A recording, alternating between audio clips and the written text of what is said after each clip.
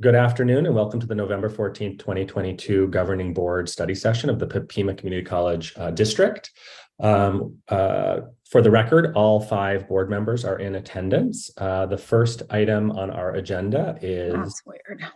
the Chair Ripley. Oh, Ms. Ripley. Sorry, okay.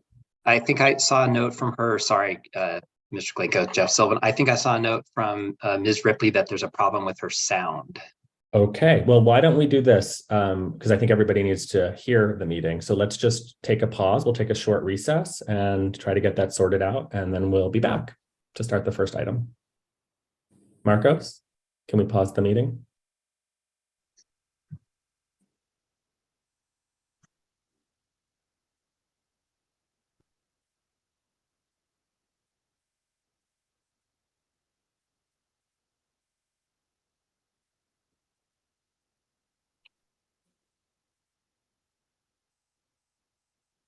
And while I have everybody on, if everybody can just please remember, because this is a virtual meeting, we haven't had one in a while, to use the raise the hand button as opposed to interrupting. It'll make it a little bit easier, and I will watch for those raised hands.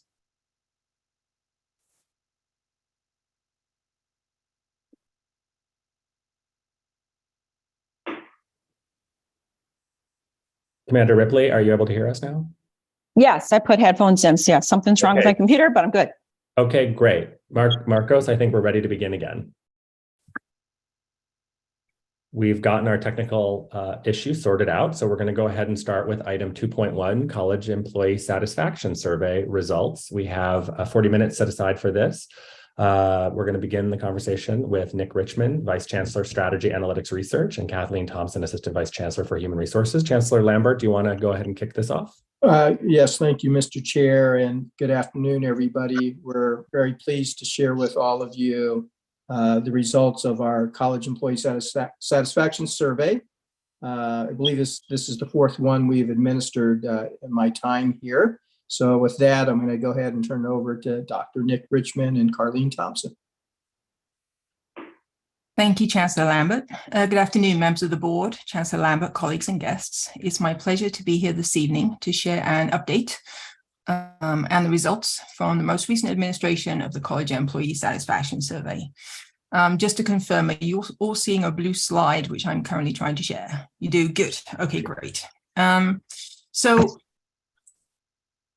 there are 2 parts to the presentation. First, I'm going to be sharing some of the data that we received. Then I'll hand over to my colleague, Carleen Thompson, who will talk in more detail about the action the college is going to take. I'm going to move very quickly through a lot of information, and I'm going to focus more on explaining the information. You can access the slides online and take a look in detail about the different responses received. There is also the full report accompanying the results, which are available with the board materials. So I encourage anybody who's interested to go take a look in more detail.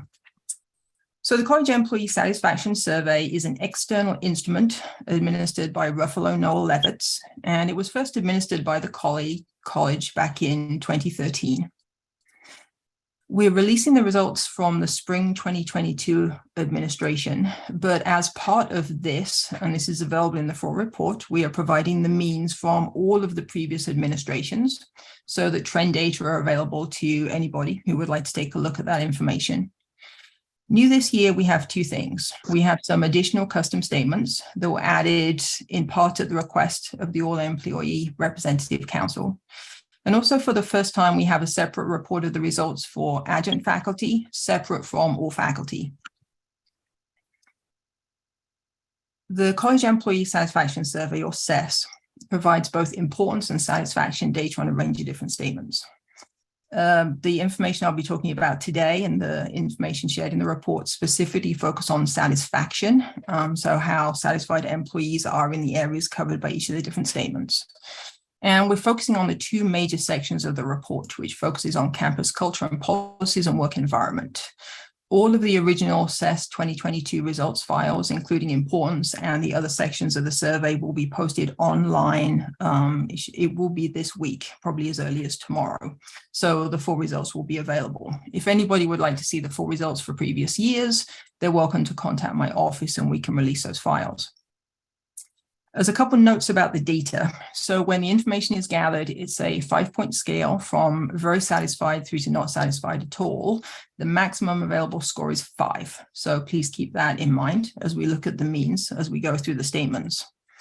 And while there's a lot of information included here, as part of the service to the institution, Ruffalo Noel Levitz provides calculations of statistical significance.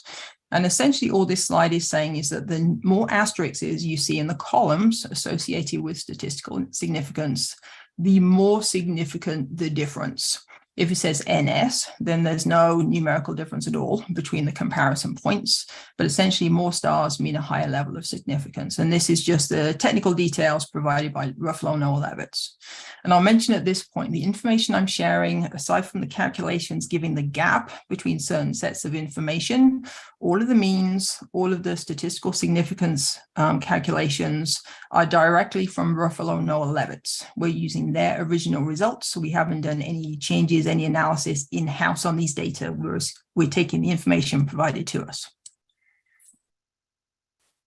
Ruffalo Noel Levitz provides actually a few different comparison points, but one of them is to a comparison group of colleges, and that's information being released today through the reports. Now, this group on administration may or may not include our peer institutions. I believe this time it doesn't include any of our designated peer colleges. And many of the institutions included are not the size of the institution. Now, we know when we administer other surveys, for example, the Community College Survey of Student Engagement, that there is a difference between the scores for large colleges and the full SESI cohort. Large colleges typically score slightly lower in that survey. That may also be a factor here. We don't know one way or the other. So that's just one area to kind of keep a note of caution comparing us to the comparison group, that they're a very different type of institution in most cases. This slide provides a number of responses we've received over time to the survey. If there is a dash in any of these boxes, it means we didn't disaggregate on those populations in the specified year, so we don't know how many responses we had. Now, you'll notice over time that there has been a decline in the number of participants in the survey. In the last couple of administrations, we've added some incentives to try and encourage participation, and you'll see some details of that shared in the accompanying report. I would stress here that the sample size for faculty is a little lower than the sample size for all employees. So there's a slightly lower confidence level for the faculty responses as compared to all employees. I believe for full-time faculty, it's at around about 85% confidence level. It doesn't mean the results are not meaningful. It means that there's kind of slightly larger error margins that we need to keep in mind when we look at those results for faculty. But there are some very key results that stand out from the faculty findings. And I wouldn't want to disregard them by saying the sample size is too small. It isn't too small. We just have slightly larger error margins attached to those data. So if we look first at all employees and focus on the campus culture and policies section, of the statements for which we have comparison data available, so that is statements for which we have data from the comparison colleges, 70% of those statements saw a statistically significant increase for Pima responses from 2019 through to 2022. Of those statements, 75% are not statistically significantly different from the comparison colleges. So essentially, we're seeing a significant increase in Pima responses, and we're essentially at the level of the comparison group of colleges. Of the 9 statements for which there was not a change from 2019, about 2/3 of those show slightly lower levels of satisfaction than the comparison colleges. So that kind of gives you a sense, big picture, where we're at. Now, these slides have a huge amount of information. I don't expect you all to be reading all of these statements while I'm speaking. You can refer back to these, but the key piece to note, a few different columns. So we have the statements here from the instrument. This is the mean for all responses in the column labeled 2022. The next one, which is green here, shows the Ruffalo Noel Levitz calculated statistical significant difference between 2022 and 2019. You'll notice this is all green. This is because we went up for all of these statements. And then the final column gives a comparison between Pima in 2022 and the comparison group. And you'll notice that for the majority of these, they say NS. So we're not statistically different from the comparison colleges. We have one where we're up, and then we have a few where we're down. This next section shows those for which there was no statistically significant difference between Pima in 2022 and 2019. So we've stayed essentially flat from the last administration. And you'll notice for these that in the majority of the cases, we are down somewhat from the comparison group of colleges. So this highlights in particular these statements, areas of opportunity for the institution to improve. Other statements we had some existing custom statements. So we were already asking about these, actually in large part date back to when we were on probation around 2013. And we've continued asking these so we could monitor them over time. So there's no comparison group to look to, but we can compare our own responses to last time. And you can see in a couple cases, there's been an increase in employee satisfaction. For example, this institution does a good job involving employees in college planning, though note the mean is 3.06, which is still a little lower than we might want to see it. But for most of these statements, we are not statistically different from the last time we administered this. So this represents areas where we're staying relatively flat from 2019 to 2022. So again, this might highlight some opportunity areas where we may look to make improvements for next time. So that's one section. And college campus and culture, they're big picture statements. They're about big picture communication, institutional mission, things like that. Work environment is much more detailed. And this is much more focused on the work unit the employee is in, and also their relationship with their supervisor, things of that nature. Now, here we have 21 statements for which we have comparison data from other institutions, and 81% were not statistically different from 2019. So this is an area where we've stayed relatively flat from 2019 through to 2022. Of the statements, a little under half are not statistically different from the comparison group, but almost half are statistically lower, and then the remaining statements are a little bit higher. So this again highlights an area where the college has been relatively flat, and we see ourselves falling a little bit behind the comparison colleges. So work environment stands out as a particular opportunity area for the institution. Here you can see examples of the statements, examples of the ones where we see an increase from last administration to 2022. I have adequate opportunities for training to improve my skills, and my supervisor pays attention to what I have to say. You'll notice there's a couple where we have dropped in satisfaction. So the type of work I do on most days is personally rewarding is one example here at the bottom. But notice the mean there is 4.01, so still a fairly high score, though we are slightly behind the comparison group of colleges.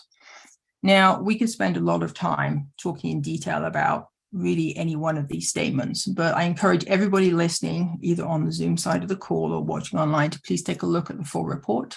If you want to take time, look at the results and think through what they mean.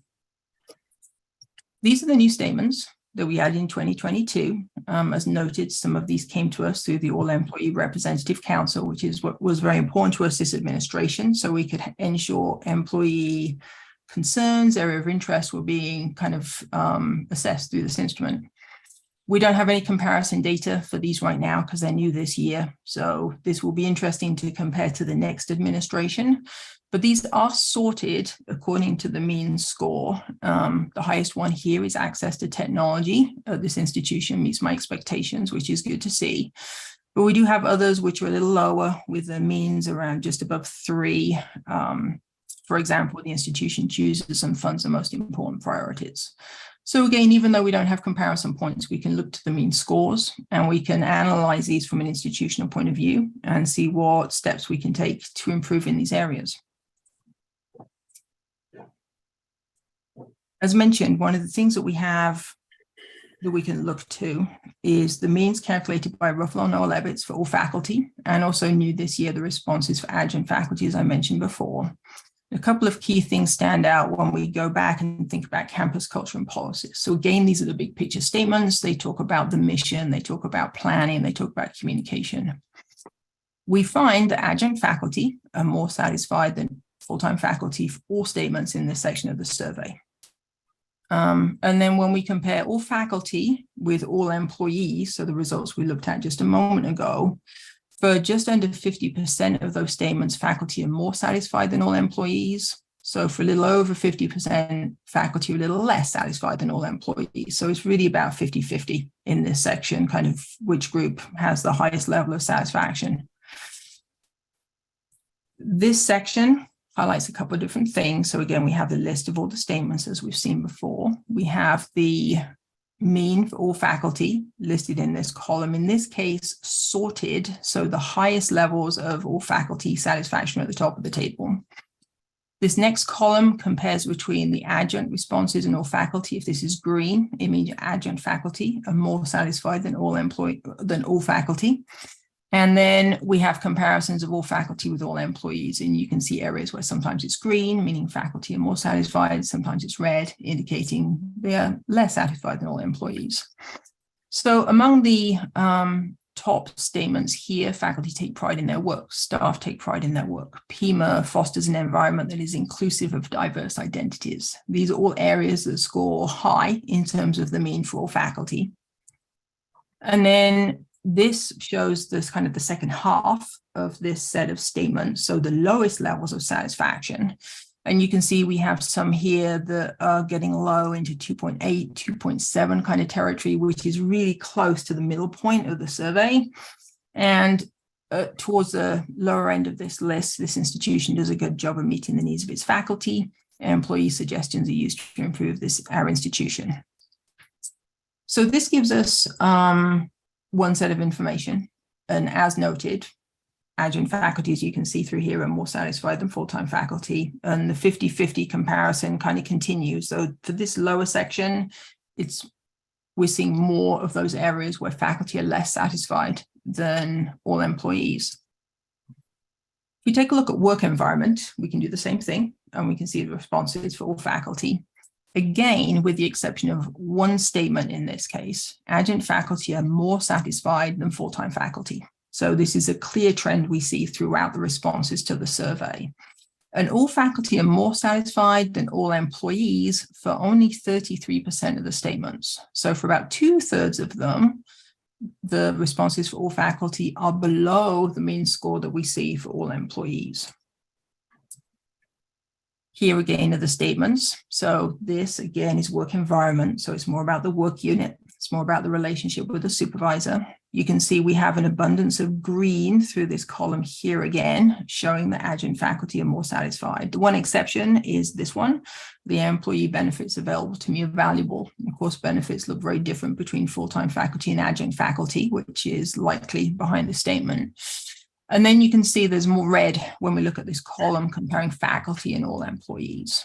And the gap varies, but we have some where the gap is really very small, 0.02. It's unlikely to be significant. We have other areas where it's higher. So here it's 0.35, which is one about the employee benefits available to me are valuable. So you can see a variation across these statements, but we see more of that shift where all faculty are less satisfied than all employees. These are the new statements for spring 2022. So new for this year. These are the same ones we saw before. Again, for faculty responses, the one that scores highest is access to technology at this institution meets my expectations. Second is I feel I can bring concerns to my supervisors or administration without retaliation. So those are 3.84 and 3.71 respectively. So they're at the higher end of the scale for these responses. At the lower end for all faculty, the institution chooses and funds the most important priorities. The institution supports a premier work environment for employees. And you can see the comparison to adjuncts, which is again green. You can see the comparison to all employees, and we see again slightly more of that red coloration indicating that full-time faculty are less satisfied in these areas than all employees. Again, oftentimes the gaps are very small, so 0.02, 0.01. Sometimes they're a little higher, 0.37, for example. In that case, that statement is, I am able to complete the work expected of me during my regular or contracted work hours. So there's lots and lots of information we have available. I know I've said this before, but just to stress, I encourage everyone to go take a look at the full report and go in detail through the range of responses we have. There's way more information that we can do justice to in a short presentation. As is typically the case for surveys, what we see from the SES are some positives and some areas for improvement. Key areas that I would highlight from a data point of view relate to work environment and also focusing on full-time faculty satisfaction, as both of those are areas where we've either seen limited progress from 2019 or we see a gap where there are lower levels of satisfaction. Based on the data, some of the recommendations that I would make: hold focus groups to understand the why behind the responses, develop strategies to address weaknesses and increase employee satisfaction, partly focusing on the categories I mentioned before, but really focusing across the survey on exceeding the comparison group of colleges. It is not our vision to be an average community college, it's our vision to be premier. And I think that from the perspective of this survey, premier means exceeding the level of the comparison colleges. And so across the board, that's an area we can look at. We can expand outreach for the survey in future administrations. We have a few ideas about that already. And we can develop a more comprehensive assessment system to improve understanding of employee satisfaction and engagement. So it's not just one survey every few years, but we can take a more kind of a comprehensive approach to that. Now, those are the data. And at this point, I'm going to stop sharing my screen and I will hand things over to my co-presenter, though I see a hand. Do I see a hand up first? You do. Ms. Garcia? Yes. Ms. Richmond, I just wonder when you say the gap between all faculty and all employees, you're including the staff as well as all the faculty, but I don't see that you segregated out the full-time faculty from the adjunct faculty. Yes, that's a good comment. So the results I shared today are directly the sets of information we receive from Noel Levitt. Because we have the responses for all faculty and we have the responses for adjunct faculty separately, we know the average of full-time and adjunct responses average out to what we see for all faculty. So if adjunct faculty is scoring above all faculty, then that's telling us clearly that for full-time faculty, the responses are lower than adjunct faculty and lower than that mean that we see when we look at all faculty. Well, then the other thing too is that we obviously have some issues that we need to try to resolve. And I think we need to pay closer attention to what the full-time faculty's needs are as well. So I would like a copy of the full report, and I would recommend that we schedule another meeting. And with that, I would like you to include some of the like the faculty senate president and other representative groups that have, that deal directly with the college, so we can try to get to the bottom of some of the issues that are at hand. That's my recommendation, Thank you. Thank you. And your point is well taken. And for sure, these data give us the numerical values, but what we really need to do is understand the why and what's informing those statements. I wholeheartedly agree. And I know that my colleague will perhaps speak more to this. Actually, he's going to speak more about what we'll do in follow-up to the results. So Colleen, I'll hand things over to you. Okay, thank you very much, Nick. Can everyone see my screen? Yes. Okay, great. So We cannot actually. I think you need to reshare it. We see you, but not your screen. Oh, I see. I'm sorry, Damien.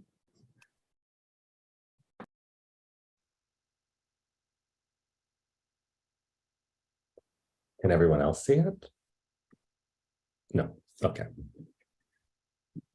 okay. Sorry.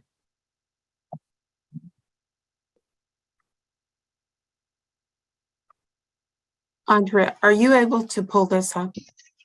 Yes, I am. I'll do that for you just a second. Okay, thanks.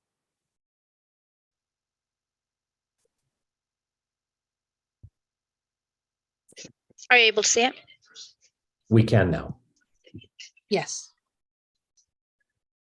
Okay, I'm going to put it back to the beginning.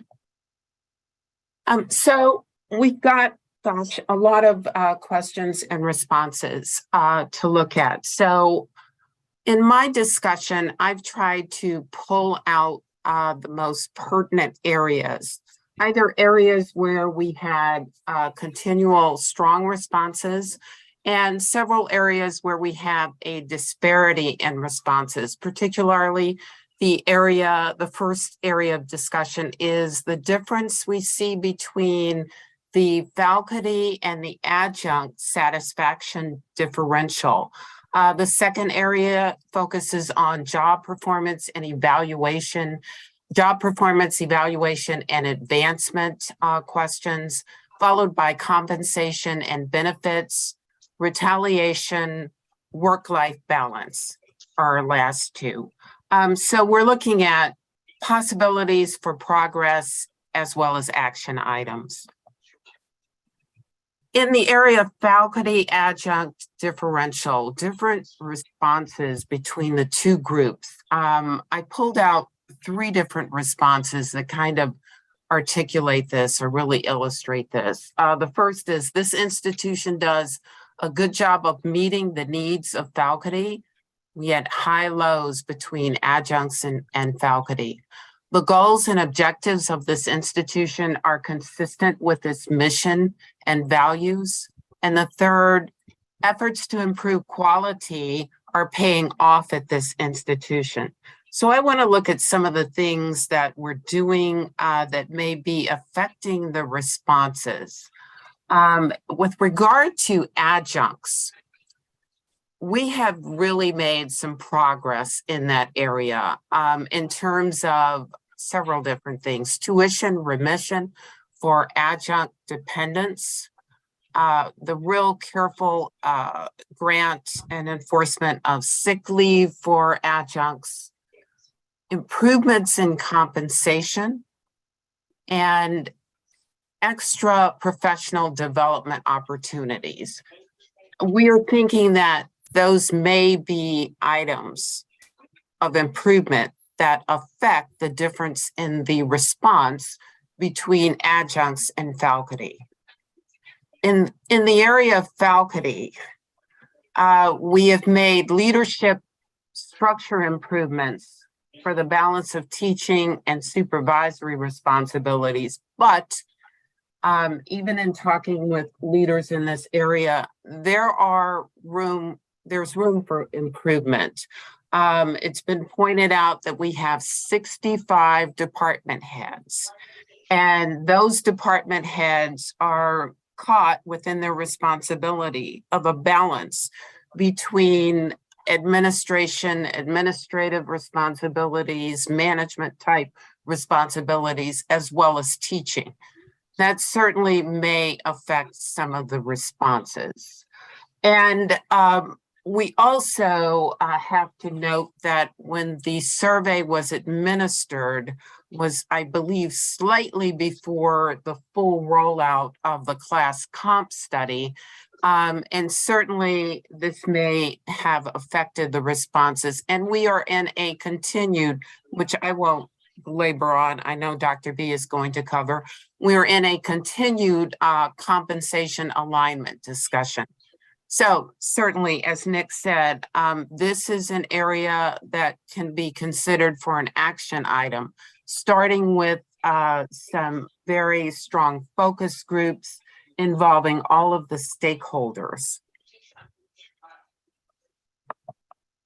The next area is job performance evaluation and advancement. And the statements that I pulled out, or the questions that I pulled out, are my responsibilities are clearly communicated to me. Information needed to do my job is communicated in a clear and timely manner. My supervisor pays attention to what I have to say. My supervisor helps me to improve my job performance. I have adequate opportunities for advancement. That is one that I really looked at closely. I have adequate opportunities for training to improve skills. So in this area, we really want to note that we've made changes in the performance review process, which I think is a major area or driver of satisfaction in the evaluation, the career advancement area. We've realigned the process so that individuals understand and have better examples on how to complete performance evaluation, both on the staff and the management side. We have a shorter, more mission-aligned statements. The college's mission-aligned statements that individuals are evaluated on has moved from 11 to a more targeted, directed 8. The process is discussion-centered. It prompts conversation at 2 different points, not just the end point when the manager or the evaluating supervisor sits down with the employee, but at 2 points, at the goals point and the assessment stage, so that there is a one-to-one working partnership to formulate the employee's goals for the upcoming evaluation year, and then a one-to-one discussion looking back at the look back period, the year that's just happened, to talk about how things are going. And there is also a self-review that happens first. So employees review themselves and get to review themselves in light of their upcoming goals. The rating scale has been changed to a 5-point Likert scale, which is shown to be the better way to go, especially in higher ed. It gives more of a stretch, more of an opportunity for managers and supervisors to really closely and fairly evaluate. But we realize that there is still work to be done in this area. AERC and some of our employee groups are concerned about the changes. It's not that they are not happy with the changes. They really are in a look forward kind of mode. They want to know, how this will affect future developments, how the changes may or may not affect any plans for pay for performance. So we definitely need post-review of this season, which we're coming up on a close to formulate some focus groups and some action items and things that we want to look at for the next review period. The next area is compensation and benefits. I pulled out the statements, the questions. I am paid fairly for the work I do, and the employee benefits available to me are valuable.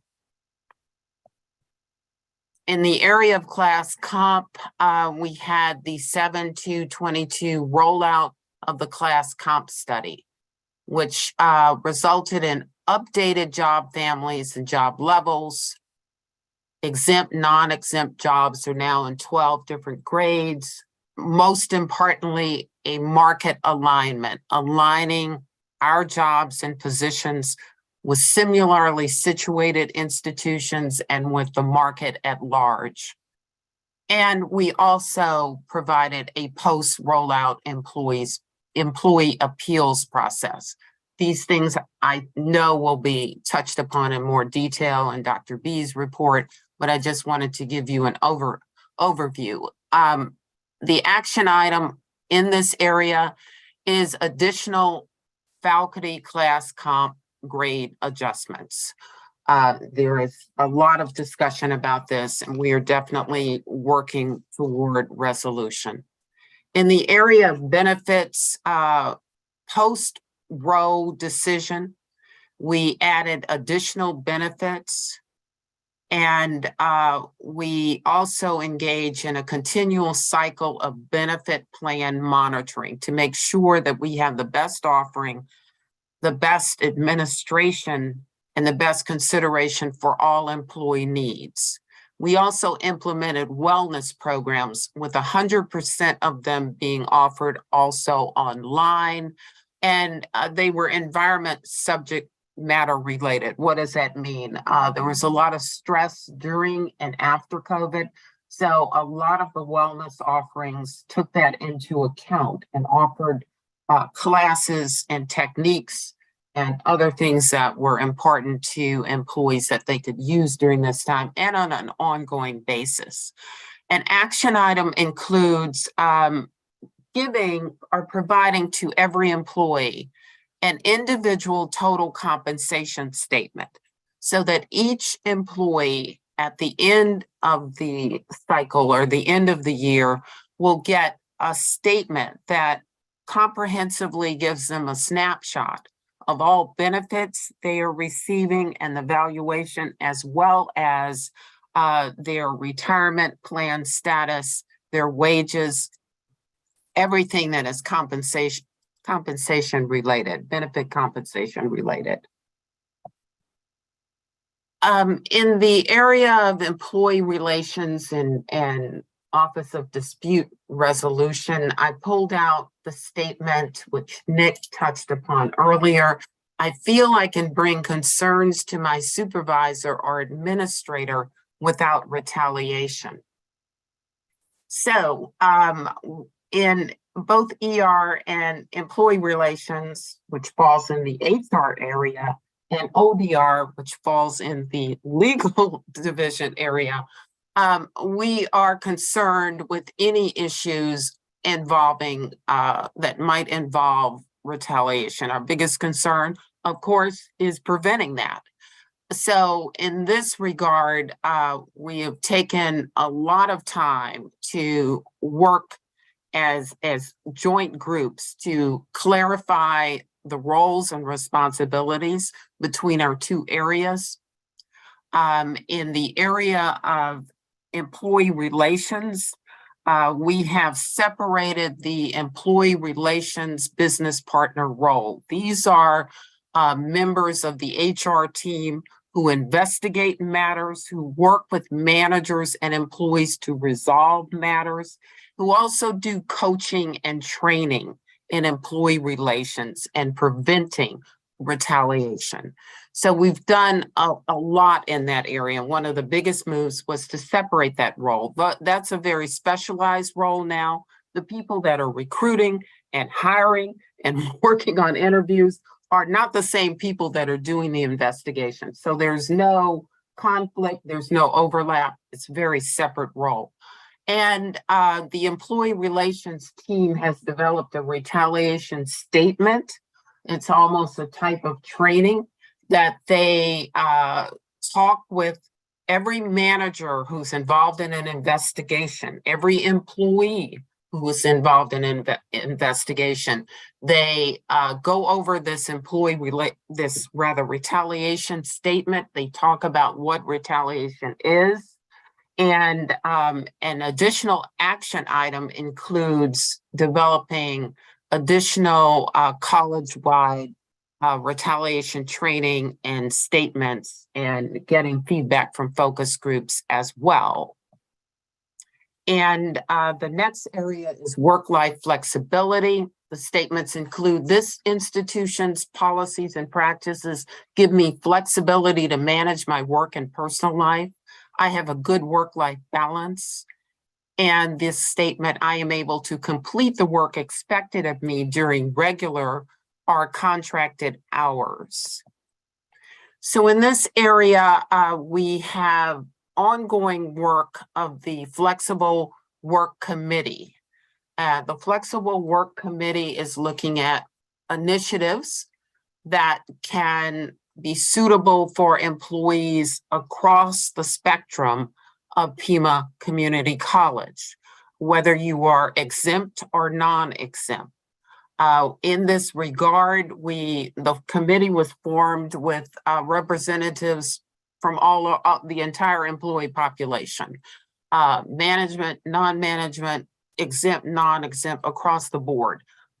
We conducted a survey, a work initiatives, flexible work initiatives survey to get feedback from employees on their feelings, their needs, their work-life balance reactions, and we are working on program options. Action items are vetting the options through leadership, which we're in the process of doing currently, and creating a program framework, policies and procedures, management guidelines, and training for both all employees, supervisors, anyone who's engaged in flexible work initiatives.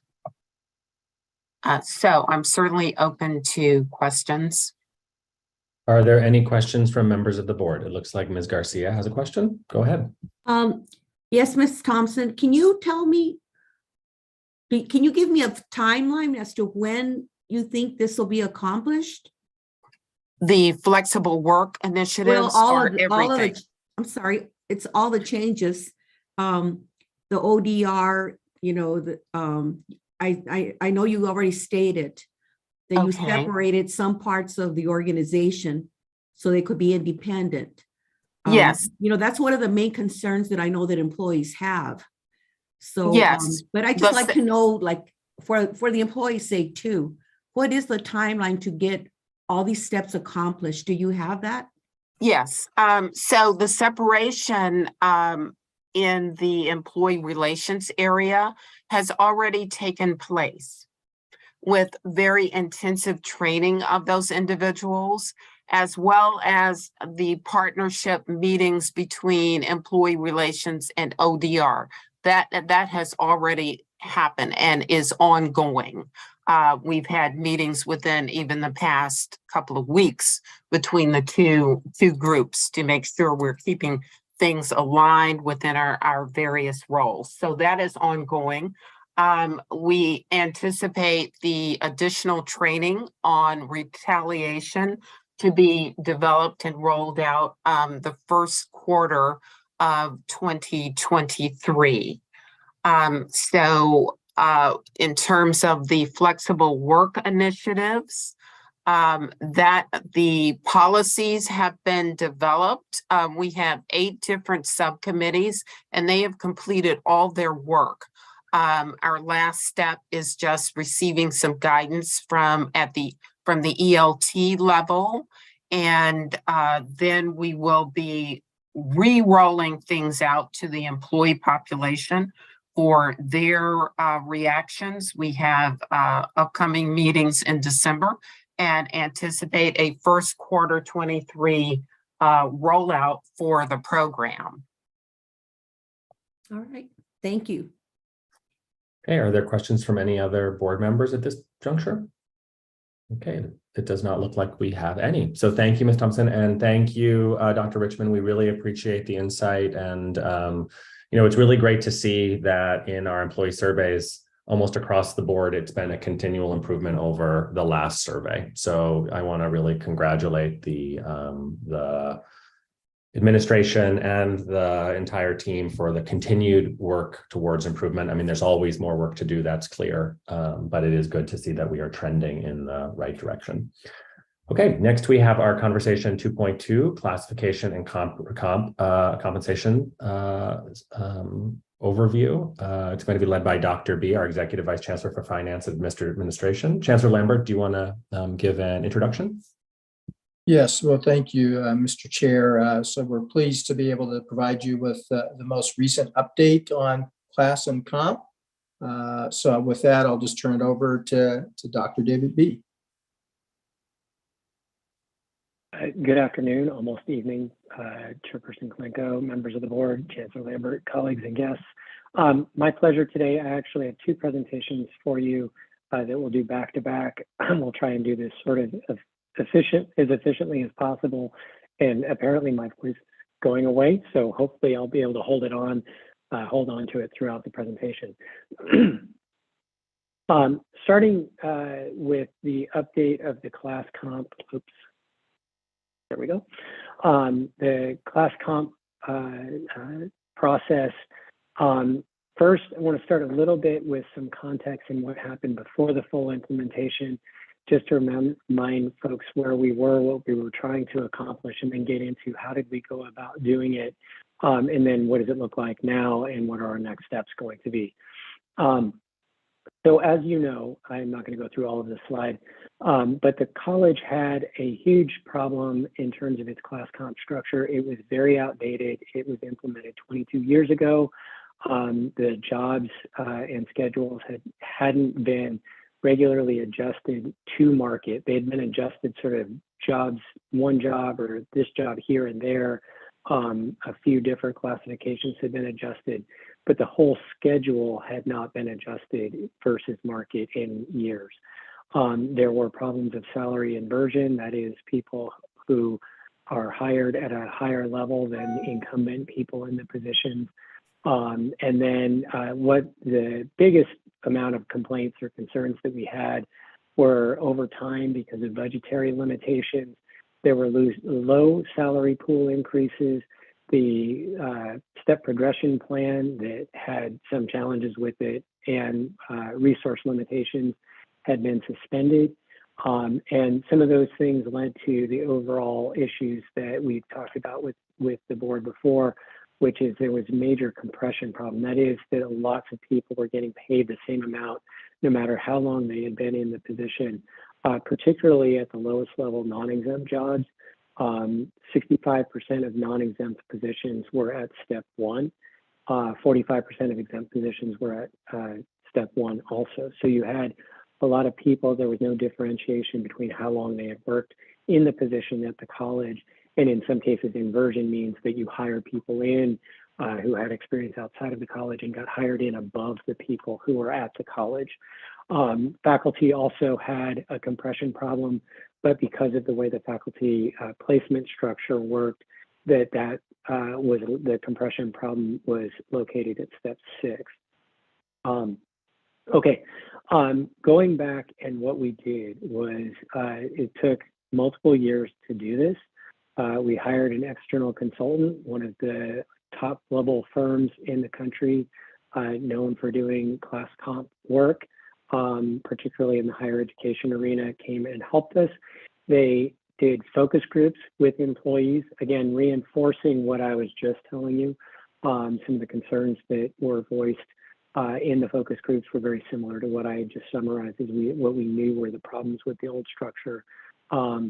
The group then identified position description questionnaires and had those rolled out to employees so that they could define what their jobs were, what their duties were. That information was compiled by the firm. And then what they did is they identified positions and tied them to commonly known market-based comparisons in various salary surveys, national salary surveys. And that included information particularly for faculty, would have been specific to higher education, but for staff jobs, that's not only higher education jobs, but also jobs in the general labor market. So for example, if a job is identified as doing high-end architect work in the IT arena, that job gets defined a certain way, gets compared to the market for those types of positions at other entities. We then, throughout the process, provided updates on where things were at, both with college-wide, through the internet, through email, college-wide forums. Most of the work happened with this communication was in the last 6 months prior to implementation, because there was a period of time where the surveys went out, people were told how to fill out the surveys, and then that work that was done in terms of defining what the jobs were for comparisons and then putting the comparison information together, putting together a list of comparator institutions for the faculty, that sort of thing, was done behind the scenes and or with the steering committees. So there was sort of a blank period of time where there wasn't a lot of communication, a lot of work was being done behind the scenes.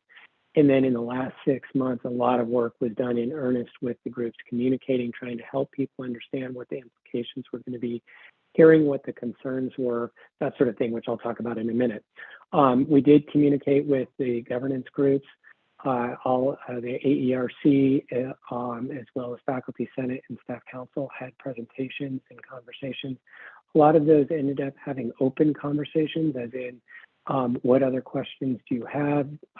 And then they were encouraged that if they had additional questions that they could follow up with us as well. And we used that information to help inform the college-wide communication. And then, as you know, we had a number of different communications with the board. A few things, I just want to highlight a few things that came back in terms of feedback from employees that led to direct changes in terms of how we were either communicating or what the actual changes in implementation structures looked like. As I mentioned, compression, no regular increases, falling behind the market, those things were identified in focus groups. And that's what became one reason why we wanted to tie these jobs to market. Again, going back to that first slide, is the college wants to ensure that we're paying people appropriately for the value they're providing the college. And the best way to do that is to tie it to the market to the best we can. Again, in that third one down, the one comment that we heard or concern that we heard most frequently, almost in every session, this question came up, which is, what happens if my job gets identified that it should be reduced? What if there's a reduction in terms of what the market information comes back? That's where we were providing reassurance all the way along that no one was going to be harmed with the implementation of this new salary structure. And in fact, what we were able to do with the minimum increase is ensure that not only was no one reduced, but everybody received at the minimum a $2,000 increase. And again, a lot of people received a lot more than that. There were questions about the appropriate peer institutions. We provided that information. The largest discussion on that happened in the faculty steering committee, where we walked through both the pros and cons of including certain institutions and settled with that group on the peer institutions that we included in that study. And then I'm just going to move down a little bit. There were concerns about years of experience in the position, which again is how long they've been working in the specific position that they're being tied to market versus how long they've been working at the college or might be working in parallel positions. We've explained that a number of times, that the priority was to ensure that the value that we're paying people for, we're compensating people for and tying them to the market is based on their experience in their current position. That's going to be an ongoing conversation, but that question came up a number of times and we didn't skirt it. We didn't ignore the conversation. We didn't ignore the question. We gave the feedback on why it is that we're focusing on the years of experience in the position. Again, we can't make everybody happy, and that was one of the challenges with this. And it's something that we're going to continue to look at. And if we get feedback related to that, that we can somehow adapt the structures in the future to that, we will certainly consider that and talk with the board about that going forward. There were concerns about whether their positions would have errors in placement. That's one of the things, particularly with staff, because faculty, the job description is very clear how that works. It really is a function of with faculty on making sure that we're crediting them with their years of teaching experience. With staff, it's a question of whether their title or their job description is appropriate for what they do. Those concerns led to, and any errors that might occur related to the placement led to what we created was a robust appeals process. And when we provided that information, I want to give like one piece of feedback that we got when we talked to AERC. There was one of the reps, this is back in April, one of the reps, I have two comments that I want to mention. This is actually in May, mid-May. One of the members mentioned that they had heard in one of the staff updates that the college was that we were going to have an appeals process to ensure that people's job descriptions, titles, that sort of thing were accurately reflected, because we know that changes happen. We know that there's a possibility of errors happening, and that's why we're setting up the appeals process. The response to that from AERC, from the member who asked the question, is that's encouraging. And we'll be happy to find and post it or provide the board with some of those recordings so that the board can see how those conversations went, because they're really constructive conversations that I think over time have sort of been relayed as being not constructive. Whereas what I'm trying to point out here is there's a lot of feedback that we received from a number of these meetings that directly led to changes in how we did the implementation. There was another one that the concern we heard frequently, because inflation has been so challenging to individuals lately, that there's concern about inflation, what the implications would be, what the impact is, and that everybody get an increase because everybody's feeling the pinch. This is where I want to relay one of the comments that was made in the April AERC meeting when I went to talk with them in the lead into the budget and how class compensation was coming together in terms of the budget. One of the AERC reps mentioned that they had done an informal survey of faculty and received feedback from about 60 faculty members. And what they said was that while they understood that back pay, meaning that if we had to delay the implementation of this, that when we finally made the decision and implemented the new schedules, that we would go back and retroactively make adjustments to folks, that while they did appreciate the idea of back pay, that it was really important to faculty, and this is again what I'm paraphrasing what was relayed to us. What was really important was that the faculty, that all employees received some increase come July 1st or the beginning of July. That kind of feedback. The other thing that was said in there is that so getting any increase in the short term or not in July was what was most critical to faculty. And then the comment was it would be amazing if we were able to implement the schedules in July. So I just want to highlight that and be happy to share that comment to the board. Again, I'm actually not paraphrasing the phrase amazing. When we hear feedback like that and we hear how critical it is for employees to get increases, knowing the challenges with back pay and that can lead to all kinds of other administrative problems, what we really tried to do, and we did relay this information to those groups, is we're going to try and do this as much as we possibly can. That comment was made a number of times.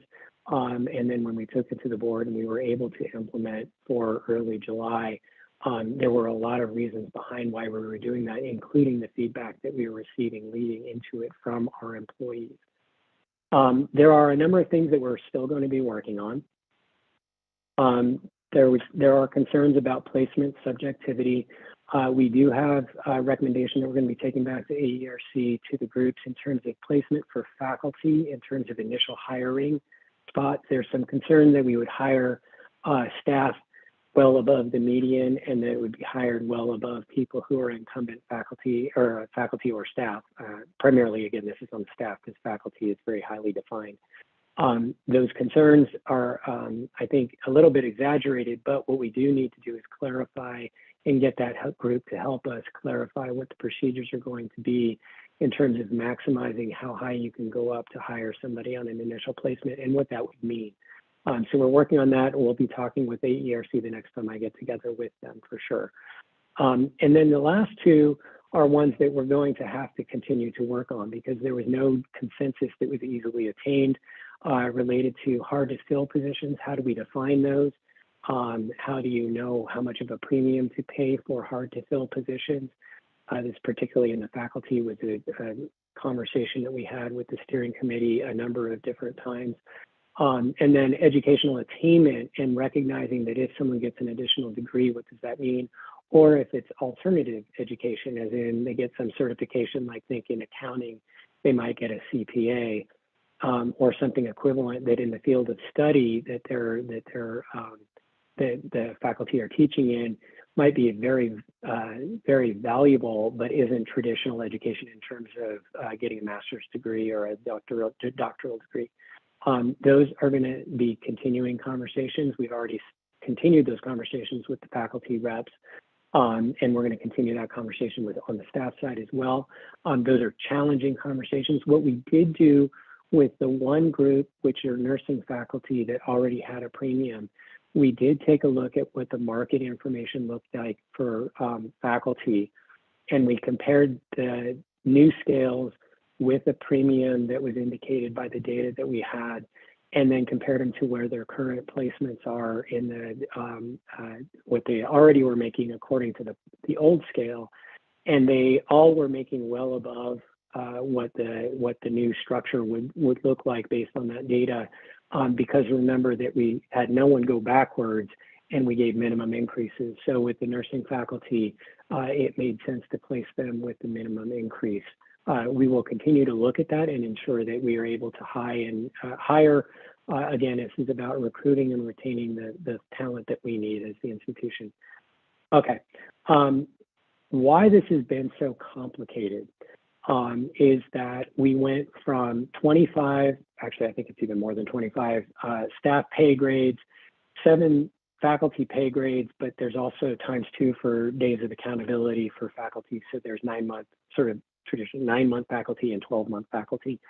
And those with 119 discrete job titles, the new structure as it was rolled out had more than 300 discrete job titles, but moved them into market-based pay bands. So the 25 pay grades moved down to 12. So there's a lot of compression in terms of people went from all these really discrete salary grades, as in there might be a grade that defines a singular title or a singular position, moved into now a range of positions are all in the same band. And that's been very confusing and hard for people to understand. That also meant that that because of the structural changes, that grade minimums went both up and down for people as well. And I don't mean for each individual title or job. Some jobs, the minimums went down. Some jobs, the minimums went up when they tied them to the market. Similarly, some jobs, the maximum went down and the maximum went up. That's why it's very difficult to explain to staff in particular when we talk generally about how it was going to play out. Until the staff saw exactly what it meant for them, it was very difficult to provide information that was meaningful to them because there are all kinds of different possibilities that could happen when you're talking to a group of people. Now, what happens then when we rolled it out and they saw how it meant to them is then it's a lot easier to have the specific conversation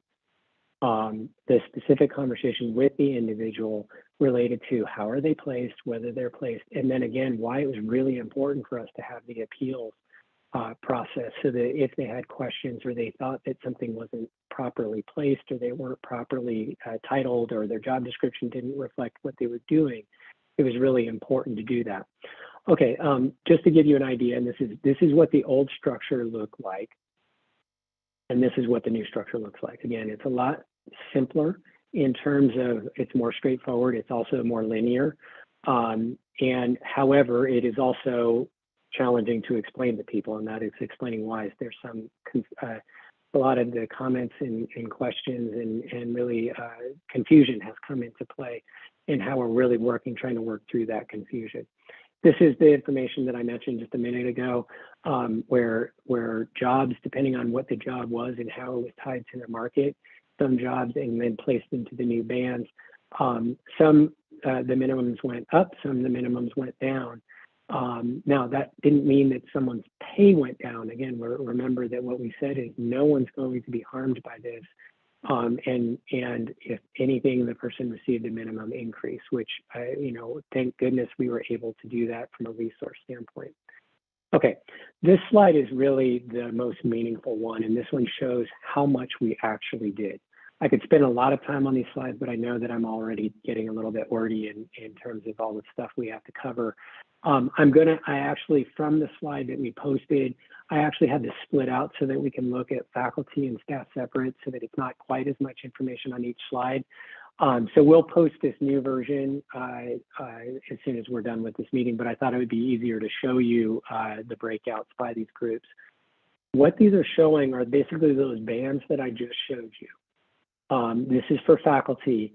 And what this is showing is everything up to where that lowest part of orange is that's where the minimum is of the salary band. The market point, the market median, that is the information that Siegel identified for these parallel positions.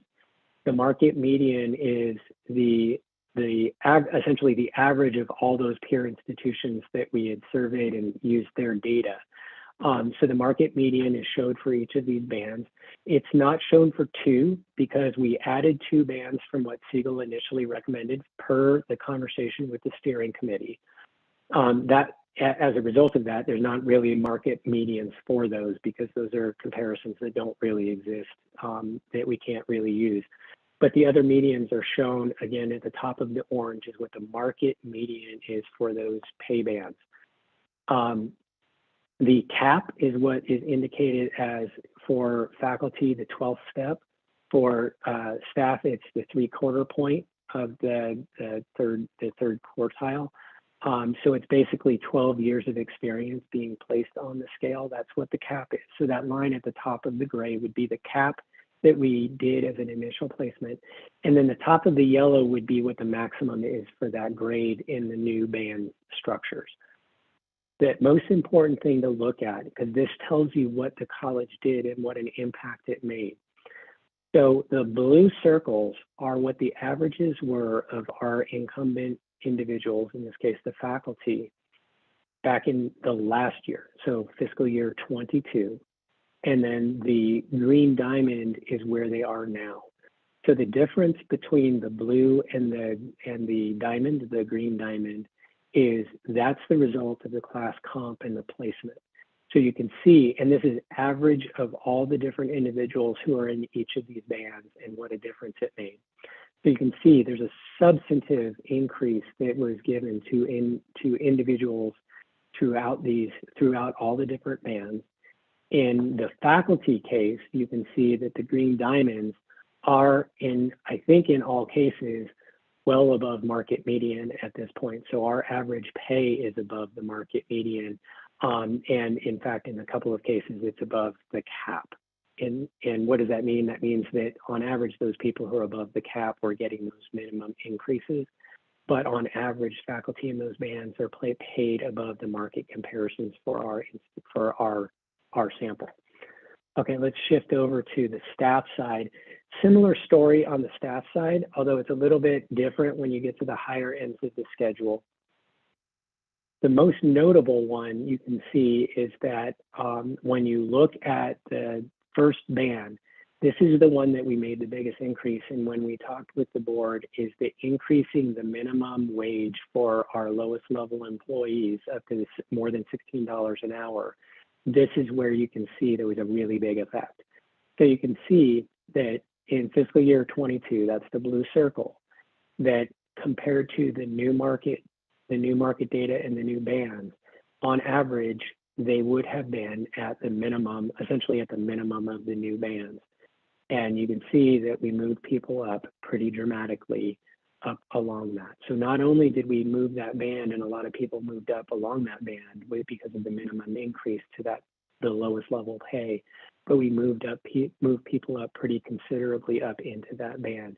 And then you can see through the different schedules where that's the case. You can also see that with our fiscal year 23, again, green diamond shaped things, that for the staff positions, a lot of them are below the market median. That's both because of their years of experience and that they have fewer years of experience, and so they're not placed above, they have fewer than 8 years of experience essentially on average. So that's really why you're going to see that that's lower. Over time, that will march up if we didn't have turnover and we didn't have people changing jobs or leaving the college. Okay, there's also been a lot of feedback that we've received post-implementation. Again, we've changed the appeals were a big concern for folks, and we extended the appeals deadline.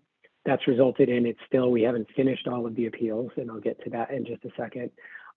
There's been concern or questions from AERC and some others about not understanding how jobs got placed within the band. And so on the intranet, we posted a lot more information about which titles are in what band so that people can understand how they got placed. The last few are things that we're going to continue to work on. One of the concerns that came up from faculty was the elimination of the M4 schedule. Those are for people who have master's plus 60 units, but not a doctoral degree.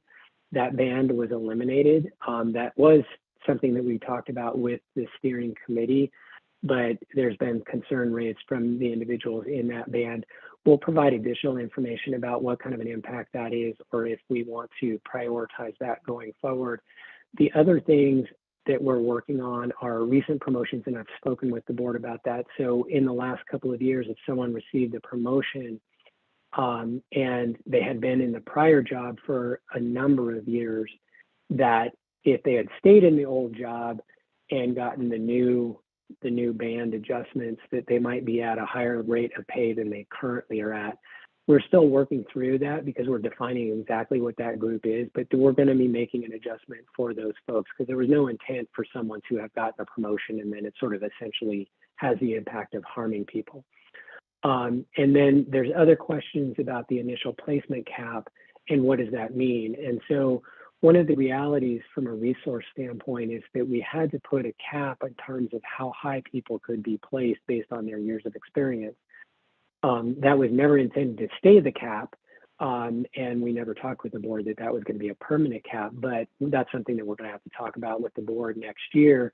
And we're talking with these groups about prioritizing lifting that cap and what kind of an investment that would mean for the people who are now a member, that the caps are above the market median. So these are the people who are paid above market, and we know that they are paid above market, but have years of experience in the position.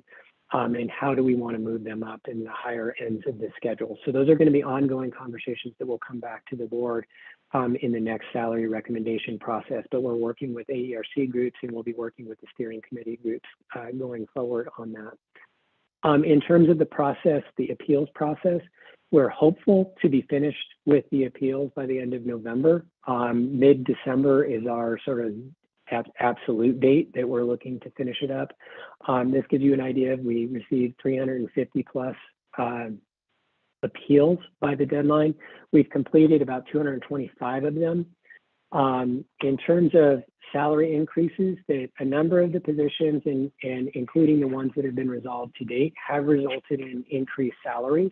So a lot of people who have submitted increases are getting news that their positions, either their years of experience we had this too low of a number for that, or when we looked at the position, it needed to be moved to a different grade. The description wasn't right, or the title wasn't right, or whatever. We missed something. A number of those appeals are actually pretty minor. About 70 of them have to do with rounding errors that had to do with the letters that went out to people. And we'll be correcting that for everybody by the end of the year. The rounding errors are less than $20 in the course of the year. It has to do with how the system is implemented versus what the salary letters went out and how it got placed into the system, and then the system calculates the pay. So we'll be making an adjustment for folks, again, before the end of the year. It's not a very large adjustment, but again, because we send salary letters out, we want to make sure that we're paying people exactly what we told them we were going to be paying them. And next year, that shouldn't be a problem because the salary letter information will be generated out of the system. This was sort of a one-time problem. Same thing with that promotion issue. That was a one-time implementation issue that will be remedied going forward with the way the college's processes work. Okay, and I am just about done with the class comp work. We are, as I mentioned, concluding the review of appeals in the next month. We're going to continue to refine and revise communication based on the feedback that we get. If there's confusion, we try to provide as much information as possible. A lot of the confusion is very specific to individuals, right? Well, I have worked here for 8 years and I don't understand why I got placed in this job in this level. And you really have to work through it individually with the person, which is why they've been encouraged to contact the class comp team and HR, and we'll continue to raise that, make sure that that's reinforced. The other thing is helping people understand on an ongoing basis, how do these new structures work and what does it mean? But we're getting there. People are, it is a big change for the institution. And it is something that obviously people take it's near and dear. How much we're paid is something that's really important to all of us. And making sure that people have full confidence that we have good systems in place to properly pay people. And again, to ensure that we're able to recruit the talent we need and to retain the talent we need here at the college. And then working, again, I mentioned already, we've met a number of times with the faculty subset of AERC. It's almost a bi-weekly meeting at this point, And we'll continue to work with different groups to get their feedback in terms of the priorities going forward for the next salary recommendation. And then I'll get into the budget stuff in a minute, but that's a good segue, and I'll stop there and ask if the board has any questions related to class comp. It looks like there's a few questions. I actually have one. So Dr. B, could you just remind us how much in total additional revenue we injected into these increases? And then yeah, Amanda Ripley, and then Ms. Garcia, did you also have a question? No, okay. So at this point, the increases to salaries is probably close to $8+ million. It might be as high as 9 when it's all said and done. Initially, we thought it was going to be closer to 7, but again, a lot of the appeals are a bit higher than what we were expecting.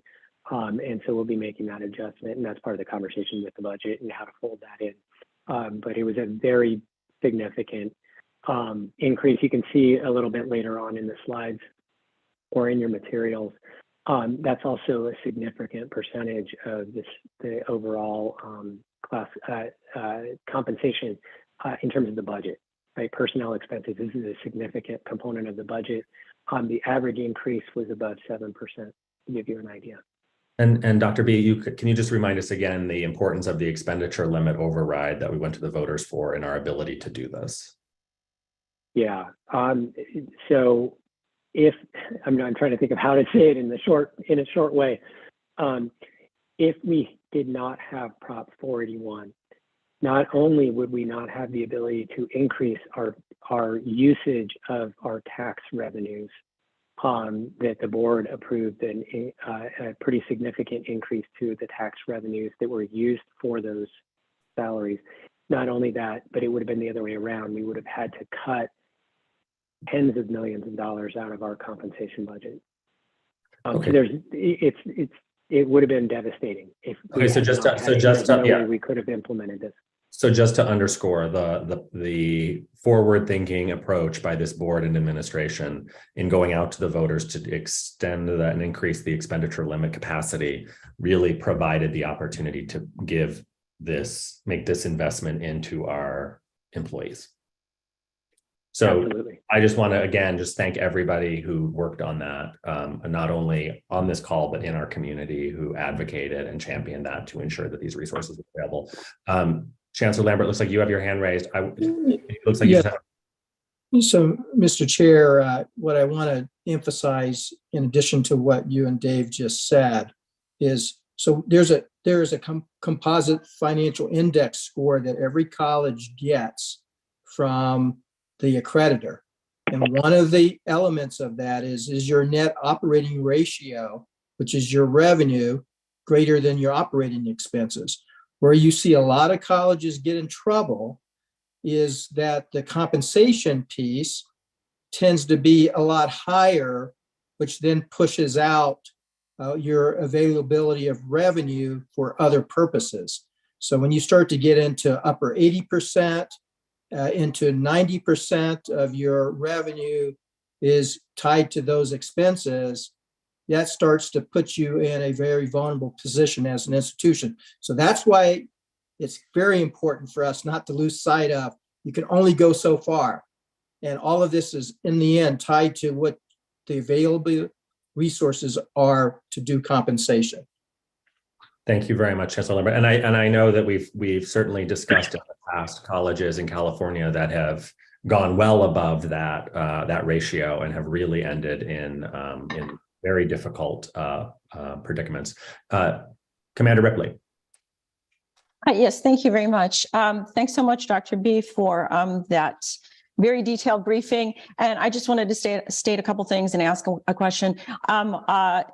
This was monumental, and the last study session showed sort of just scratched on the surface of how monumental this was, especially when it was 20 years in the making. And so what I would like to state is, especially in light of what the counterparts at U of A said to us, this was an extraordinary feat that we achieved, especially, if anything, the minimum wage issue. So thank you for doing that.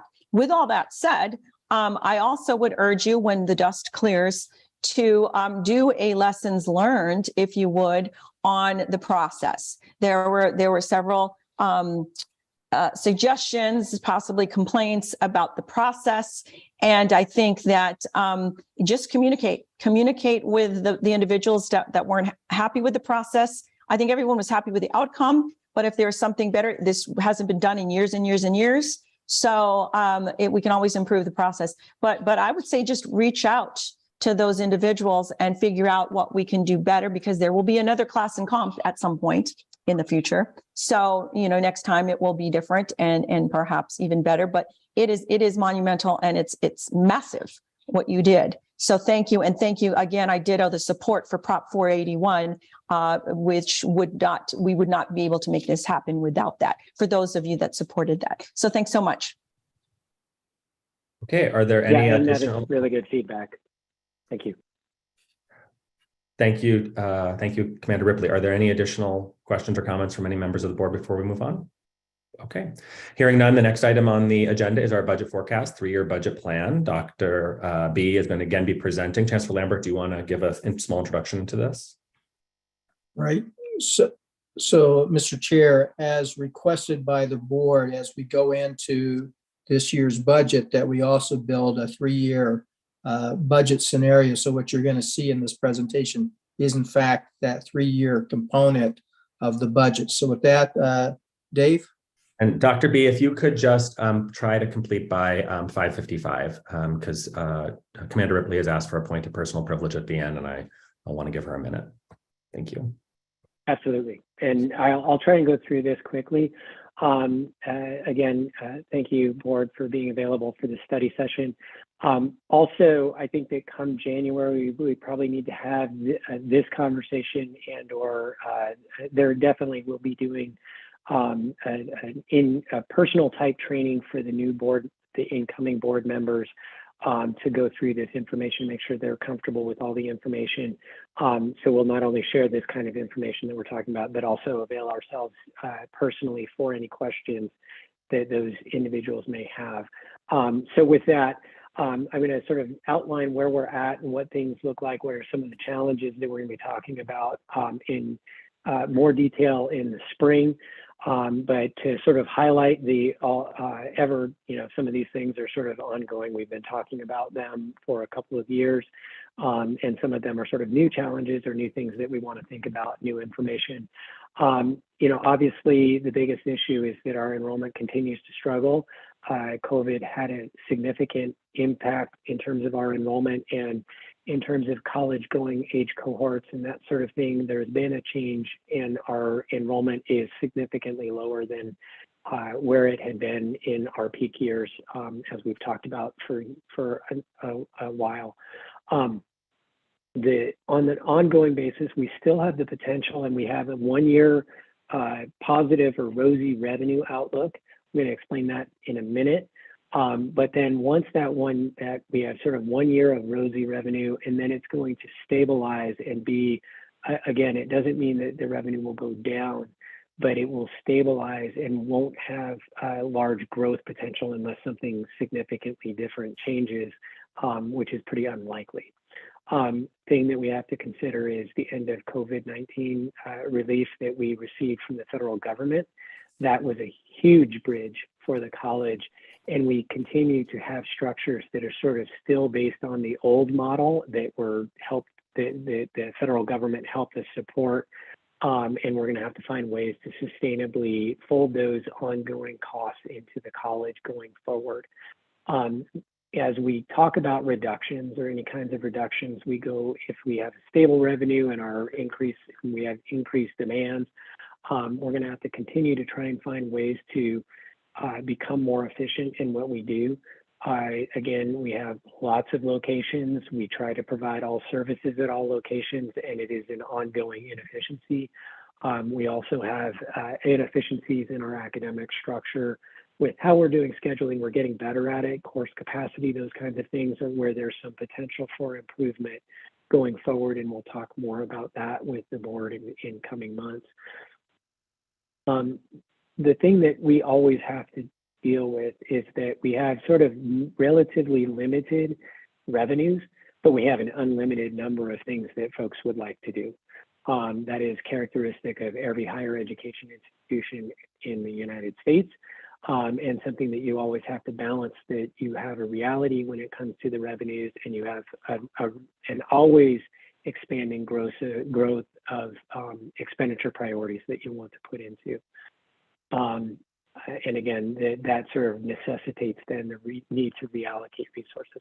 Okay, in terms of revenues, I mentioned that we have a one-year rosy outlook, and then it stabilizes.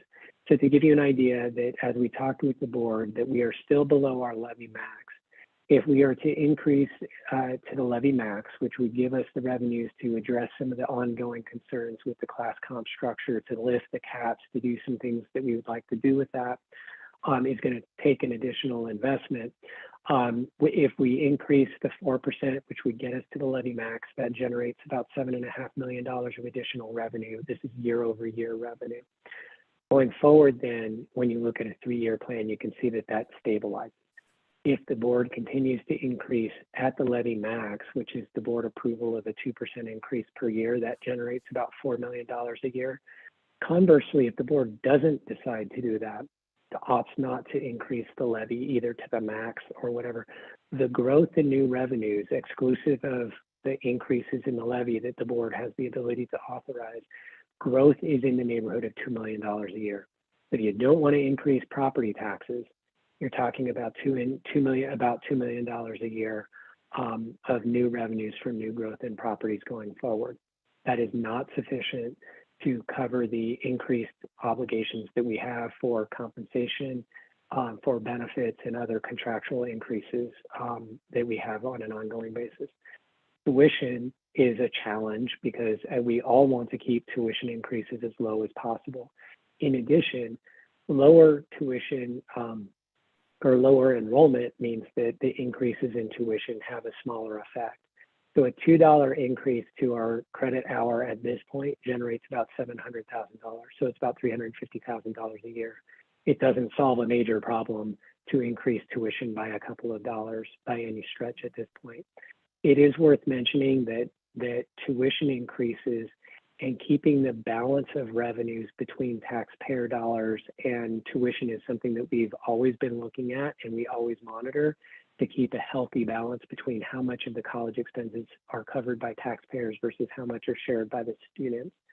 That also is important because we have outstanding revenue bonds, and our credit rating is based on our tuition and the enrollment that we have. And so that's an ongoing concern that we have to monitor and make sure that we have revenues that we don't inhibit our revenue obligation for those bonds. We're not near that problem right now, but it is something that Fitch has mentioned in one of their comments and something to be aware of. We've talked in the past about coming up with different types of tuition models. It's going to be a complicated exercise to do. When we have the centers of excellence, I think that it's going to enable that a little bit better, but the idea of subscription models, the idea of differential tuition that's greater for cost of, for some of our centers of excellence becomes a more viable option, although that is a challenging thing to implement also. Just throwing them out there as different ideas that we're talking about. All right, to get into why I said there's also a little bit more of a rosy picture in terms of revenues. Prop 207 revenue, it continues to grow. It's slowing down in its growth. And so I think that we can think about there's one more year of an increase from 207 and then it will stabilize in the future. But we're expecting that next year will be probably about an increase of $500,000 or $600,000 of additional revenue from Prop 207. That's the smart marijuana, legalized marijuana money. The taxes related to that go to the community college. In addition, the interest rate increases that we all are, I think, suffering from on a personal basis. The one benefit to the college is that our investments now, because we're invested in bonds, and as our bonds mature and we can issue, not our bonds, but as we invest in others' debt, and we become the creditor for others, that we can get additional revenue and investment earnings. So I think that it's safe to say we'll get about $1 million of additional revenue because of interest rate increases But again, as I mentioned, the end of the federal COVID relief money is going to be something that will take a little bit of time before we work our way all the way through that. All right, in terms of our expenditure demands and priorities, and this is where the board can give us some feedback, and we will definitely be getting feedback come January. As I talked about the class comp structure, there are two components of it that are important. One is because it's based on years of experience and tied to market, that the things that become really important are it's an ongoing obligation.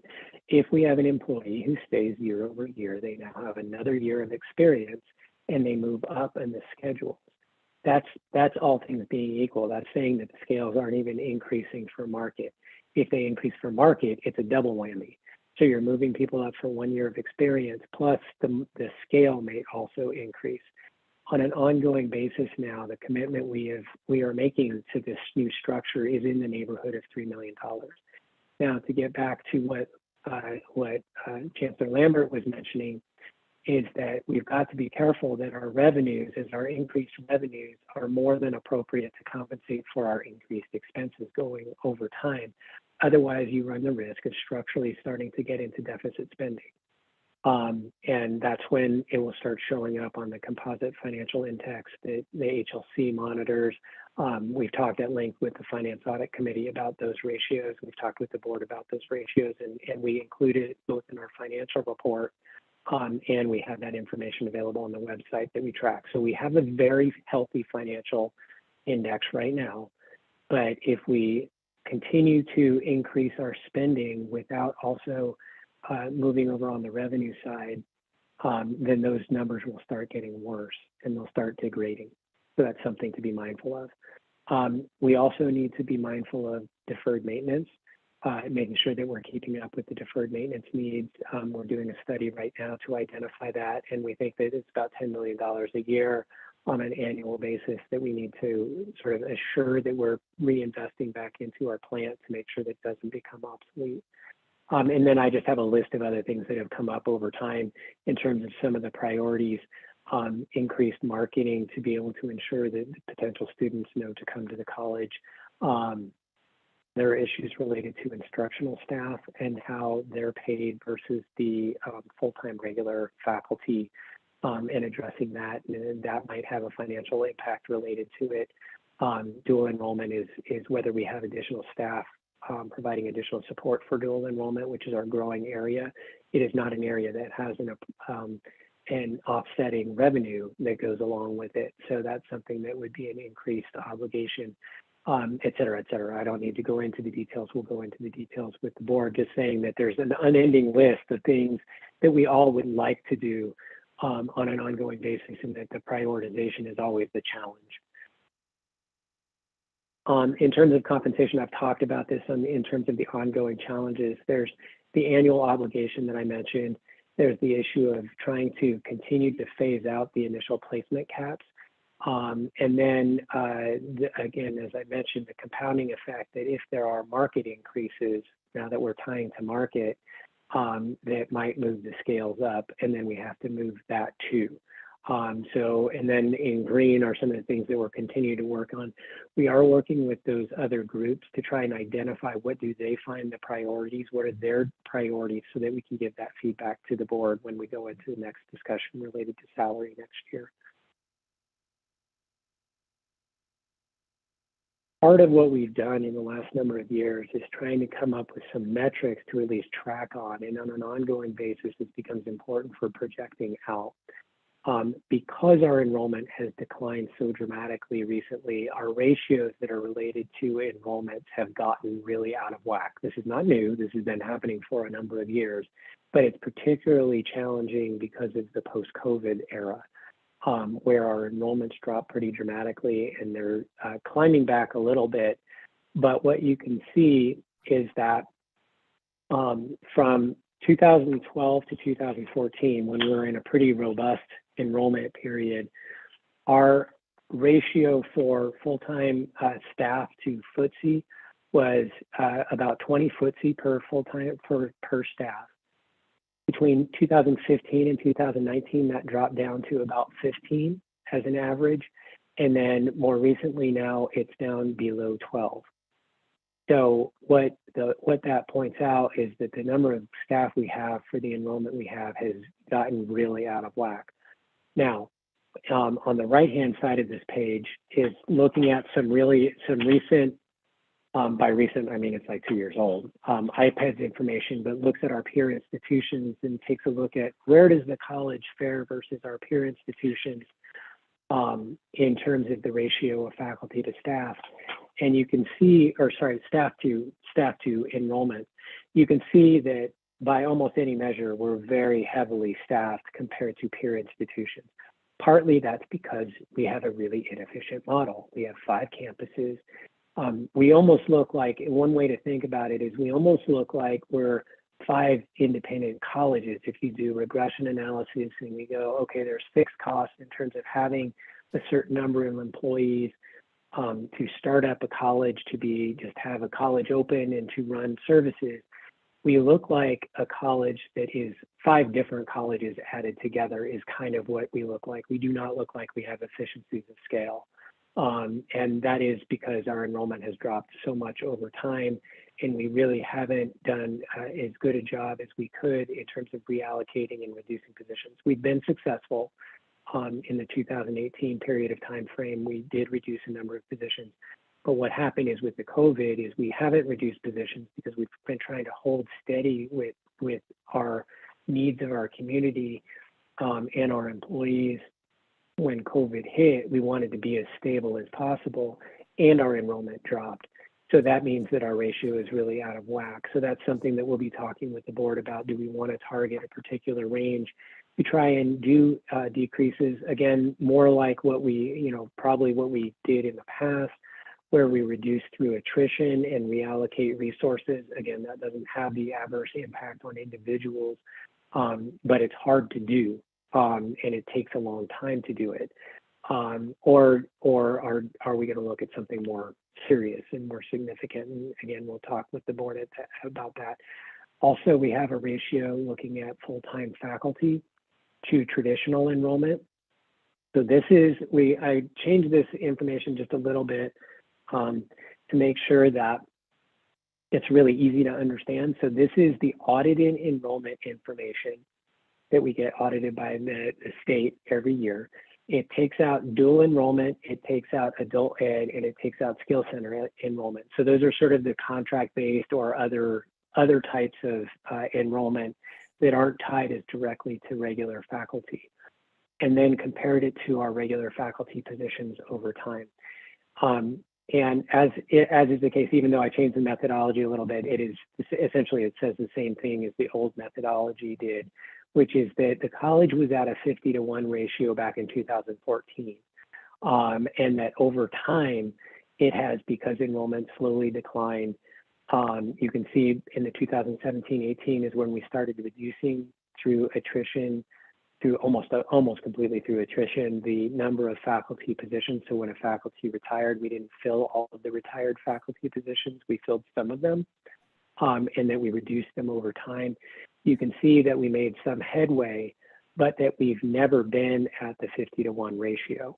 And that because of COVID now, we're actually quite a bit below. To give you what the numbers look like right now, we have about 265 budgeted faculty, regular faculty positions. Enrollment as it stands right now the 50-to-1 ratio would be around 206. Now, I am not saying that we can turn around and have 206 faculty with the way our structures are currently. But what it means is that we have structures that are, again, really inefficient for the size of our enrollment. And this is just an indicator that we need to look at and continue to monitor going over time. For 2023 and 2024, just to give an idea, there looks like there's a little bit of an enrollment increase, just so that you know what that projection is that includes 3% enrollment increases each year, just to show you what kind of an impact that would mean. If we had that happen by 2024, that would result in 218 faculty, like on that ratio. So it's something to continue to have conversations about.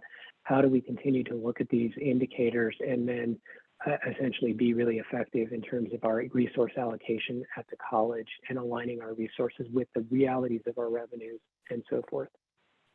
All right. As you know, we try Dr. to B, make sure that we're aligning the budget. Dr. B, I hate to interrupt. We have about 10 minutes left, and I want Ms. Garcia has a question on that particular slide. So Okay. I just for a moment. Dr. B, what I would like you to consider is we're looking at faculty, and I'm aware that online classes are take more faculty time, plus they also have to direct the adjunct faculty. So what I'm going to also request when you do your presentation on reductions and evaluations, that you please present the administration and executive team as well for reduction, not just the faculty. Thank you. Of course. Are there any other questions from any other board members at this moment? Okay. And this is, I'm just going to show this, I'm not going to talk about it. So these are the different things of different ways to look at the scenarios going forward for the next few years, ranging from not doing much of anything, which is, again, not a sustainable structure, to starting to right-size the institution, to being aggressive in terms of right-sizing the institution to the size of the enrollment. And we'll talk with the board about that in the coming months.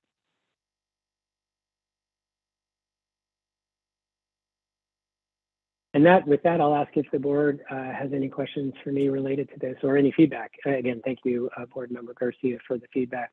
We'll make sure that we do track administrative positions and staff positions as well, and we've provided that and we'll continue to provide that information. Commander Ripley. Hi, I just had one comment. Thank you, Dr. B, for that. And especially thank you for presenting the good, the bad, and the ugly, because we need to hear all of it. And I see that there's going to be some tough decisions that will have to be made in the very near future, actually. So thank you for that transparency. And we're going to have to just forge ahead. Thank you. Are there any other comments from anyone else on the board? Dr. B, again, I want to just reiterate Commander Ripley's comments. Thank you for the very clear communication on what to expect in this post-COVID environment as those monies wind down. I know there's a lot of challenges that this institution has, and in order to keep the momentum going, I would really encourage those who will be seated in January to really look at how to, make strategic and thoughtful decisions that will free up resources that allows reinvestment into the institution in other ways.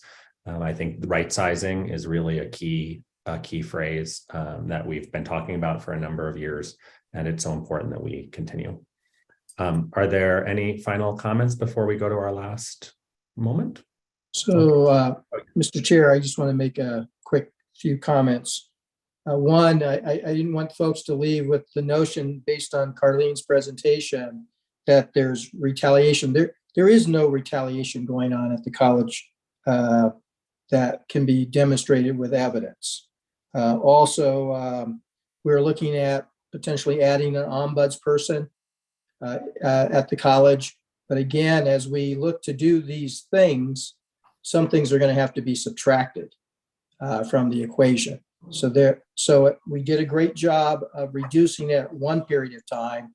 Now we're entering into another period of time where we're going to have to look at a similar thing. In all instances, we did reduce administration, we reduced staff and faculty. So all of that is always going to be on the table as we go forward. But again, the focus is on making sure we fulfill our mission and stay a premier institution. So I'm done with that, and I know you want to turn it over to.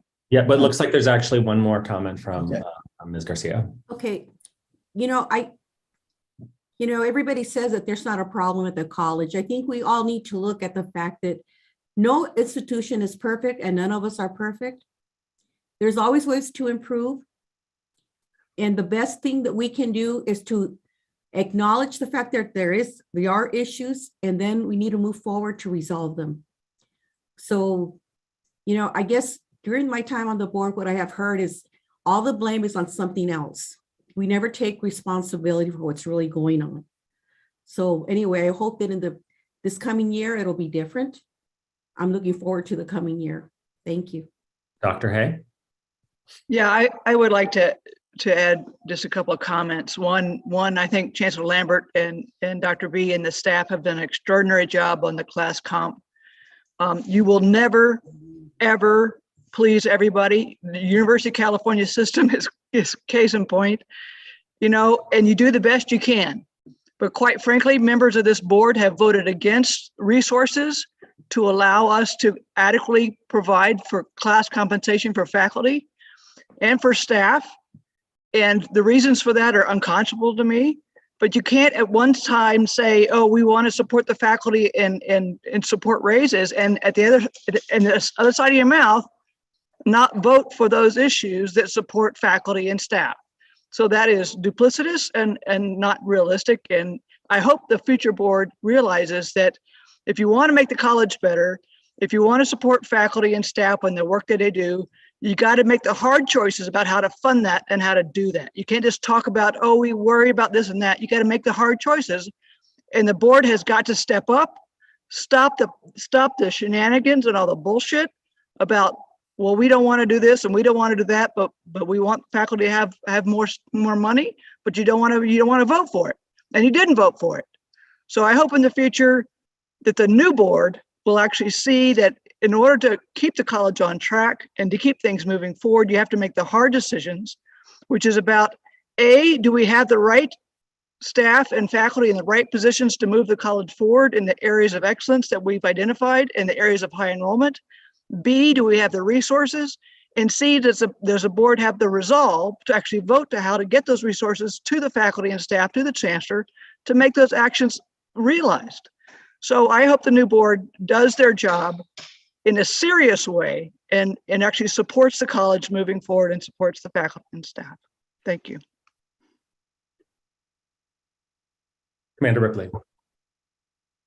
Yes, before I take my point of privilege, I just wanted to clear the record. I didn't see anybody say that there was no problem. Every speaker today said there were problems and we're working on them and we're not perfect. And I noticed that you actually left the room when I gave kudos to Dr. B, but I said, but you need to meet. You need to do some serious outreach, meet with the people that are disgruntled and figure it out and figure out how we can do better next time. We are all flawed and we all admitted it. Nobody said we are perfect and nobody said there was no problem. There's a lot of problems. Clearly, Dr. B showed the ugly part of it. And we as a board needs to fix that. So I just wanted to clear that. Mr. Gonzalez. I just want to make one last comment, and I think I do want to thank the people that presented. I think it was excellent reference to the information, but I do want to let you all know that this information needs to be shared with the new board members that are coming in. I think we can make them provide them all the availability that was this board was provided. Second, I know it's going to be a new board with new beginnings, and I think it's one of the operative words is working together. And I think we need to be very optimistic and very positive, and I think we will. I think changes will come, and information should be transparent as before. And I've been very optimistic with the new board as well too. That's all I have to say. Okay. So thank you very much, Mr. Gonzalez. Before we adjourn, Commander Ripley reached out to me and asked for a point of personal privilege to address the board and the leadership of the college and the public. And although it's unusual, I'm going to grant her a few minutes to speak, and I'd just ask that we give her time. Commander Ripley, the floor is yours. Hi, thank you, Chair Klinko, board members and the greater community, Pima Community College community, employees and supporters for allowing me this personal moment. As you know, at the last board meeting, I announced my resignation as chair of the board. I've been a full-time caregiver for my mother since January of this year. Her health went into a significant and sudden decline at that time. When I assumed my duties on this board a year earlier, I did not see that coming. None of us did. I found it more and more difficult to spread my time and efforts between home and this college, and to give my mother the care and constant love she so deserves in her last stages of life. It is therefore with a heavy heart that I have made the decision to tender my resignation with the Board of Governors at this time, effective immediately. It has been an honor, a deep honor and privilege to serve this beautiful community of educators, and students. The amazing people I was privileged to meet with and work with on the staff, administration, and faculty here will be missed by me terribly, but I won't go away. I'm still here in Tucson. I'm amazed and proud of your accomplishments, your courage, and strength of character you've shown over the past 2 very difficult years of COVID recovery, amongst other things. Your resilience is remarkable, and you've managed to not only overcome the enormous challenges, but rise to levels beyond ever before. You are true heroes to me and to this community. So I must also add, because I do love this college, in parting that in my 2 years on the Pima Community College Board, it took all I had in me to overcome the temptation to ever publicly display my continuing disappointment, astonishment, and shock at the shameful behavior, the conduct, and outrageous actions of 2 board members, members Garcia and Gonzalez, who are continually and directly influenced and coached by a nefarious group with personal agendas. And one of these groups is Seafair. And in spite of countless hours of training, they continue to break open meeting laws and other board policies and focus solely on creating chaos and negativity while not offering positive and tangible solutions. For 4 years, we could have been accomplishing so much more and adding so much more positive and substantial movement forward in areas like enrollment, community outreach, in our poorest demographics. But instead, the board, chancellor, this college spent countless hours and taxpayers' dollars, tens of thousands, to appease these 2 board members prompted by Seafair, and only in the end to disprove their scores of baseless claims and accusations, all of which were thrown out by outside counsel, the Attorney General, the Association of Governing Boards, and most recently, the Higher Learning Commission. Additionally, I was subject to an inordinate amount of embarrassingly unprofessional, confusing, angry, mean-spirited, slanderous, and quite frankly, indecipherable emails and text messages, sometimes on a weekly basis, from board member Garcia. They only serve to harass and bully and take precious time away from all of us actually moving forward and governing. And finally, over the past 2 years, I repeatedly begged for any form of proof or data that could substantiate even one of their scores of claims and accusations about the actions of the chancellor, the finance director, council, and fellow board members, and never once received a shred of tangible information, only nasty adjectives and rhetoric. And that includes the most nefarious conspiracy to oust the chancellor. I spent my first 6 months here trying desperately on my own to find out why is there hate and what it was precisely that the chancellor did or didn't do to move them to try to gain my vote to oust him. I found nothing, and I was an outsider. In the beginning, I knew no one on the board. I didn't know the chancellor. I only wanted the truth, and it was crazy trying to find that truth. I've consistently hung on to my military credo to remain professional, unbiased, and as graceful as I possibly could, and focused on the greater goal and mission of my organization until this moment. And in the spirit of professionalism, I refrained from striking back at the harassment and abuse of these 2 board members against me personally, but I can no longer remain silent. And so I beg all of you at this time to stop the insanity that you have perpetuated for the past 4 years. It only serves to do this. It damages and hurts our students, our employees, and this community. I apologize for any inconvenience that my resignation may cause. To my beautiful Pima family, it is my hope that by bringing this situation to your attention, some type of action can be taken to prevent this from happening to the next person who steps into my position. Please, please, please think for yourselves. And for God's sakes, I beg you to think on behalf of our students, not your own egos. Thank you all for your time and support. I wish you peace. And please, please, please be kind to one another in the future. Thank you so much, and see you later. Bye. Thank you, Commander Ripley, for your comments and your service to this board. You know, you gave 2 incredible years of remarkable work. And I know how hard and how much time you put into this day in and day out. And I have never seen anyone work as hard to try to find common ground as you did. So kudos to you. Thank you for your service to Pima County and to this college. You will truly be missed in this time of change. And with that, our meeting is adjourned.